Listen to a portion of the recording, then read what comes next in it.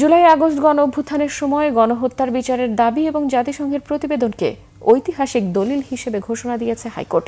সংশ্লিষ্ট কর্তৃপক্ষকে আগামী ৩ মাসের মধ্যে জুলাই রেভলিউশন ২০২৪ হিসেবে গেজেট নোটিফিকেশন করার নির্দেশনাও দিয়েছে আদালত। বৃহস্পতিবার বিচারপতি ফাহমিদা কাদের ও বিচারপতি মুবিনা আশরাফের সমন্বয়ে গঠিত হাইকোর্ট বেঞ্চ এই নির্দেশনা দেয়।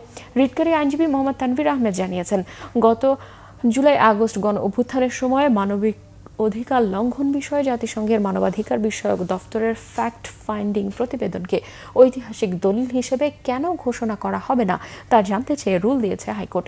প্রমাণ হিসেবে ভবিষ্যৎ প্রজন্মের জ্ঞান আহরণ বা গবেষণার উদ্দেশ্যে প্রতিবেদনটি কেন সংরক্ষণ করা হবে না তাও জানতে চাওয়া হয়েছে রুলে।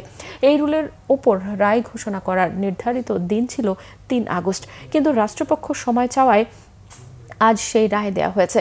২০২৪ সালের ১ জুলাই থেকে ১৫ আগস্ট পর্যন্ত বাংলাদেশে সংগঠিত মানবাধিকার লঙ্ঘনের ঘটনাগুলো বিশ্লেষণ ও গুরুতর আহত সহ অনেক বিক্ষোভকারীর সঙ্গে কথা বলে প্রতিবেদন তৈরি করেছে জাতিসংঘের মানবাধিকার বিষয়ক হাই কমিশনারের দফতর।